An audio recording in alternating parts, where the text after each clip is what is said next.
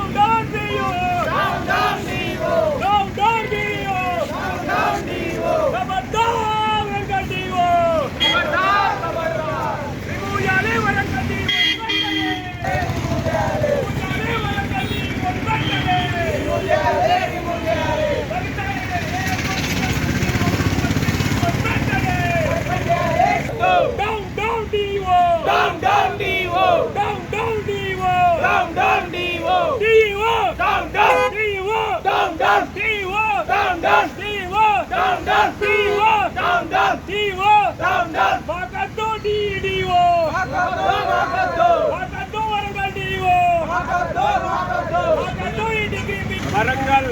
జిల్లా విద్యాశాఖ అధికారి అయినటువంటి అజ్ఞానేశ్వర్ని తెలంగాణ స్టూడెంట్స్ ఫెడరేషన్ మరి వరంగల్ డిఓ పదవి నుండి వెంటనే తొలగించాలని చెప్పేసి మేము డిమాండ్ చేస్తూ ఉన్నాం. ఎందుకంటే ఒక దళిత ఎస్సీ ఎస్టీకి సంబంధించిన గిరిజన ఏమో సుజన్ తేజను మరి ఒక రిజర్వేషన్ నుండి వచ్చినటువంటి వ్యక్తివి నువ్వు అని చెప్పేసి మరి అదేవిధంగా ఎంఈఓలకు సంబంధించినటువంటి జూమ్ కాల్లో నీకు కలెక్టరా ఎవరు బాసు, నీకు కమిషనర్ బాసా, నీకు అందరికీ నీకు ఎవరు కాదు, నేనే బాసును, నేను చెప్పినట్టయినాలే, నువ్వేమో తహతహలాడి మొత్తం కలెక్టర్ గారిని కమిషనర్ గారి దగ్గర పోతున్నావు, ఏం తమాషా చేస్తున్నావు అని చెప్పేసి మరి ఒక గిరిజన ఎరుకలకు సంబంధించినటువంటి సుజన్ తేజను అవమానపరంగా మరి మాట్లాడడం వల్ల ఆ యొక్క సుజన్ తేజకి మేమందరం కూడా సంపూర్ణ మద్దతు తెలియజేస్తూ వరంగల్ డిగ్రీ బీకామ్ డిఓను వెంటనే మరి కలెక్టర్ గారు కావచ్చు, డిఎస్సి కమిషనరు మరి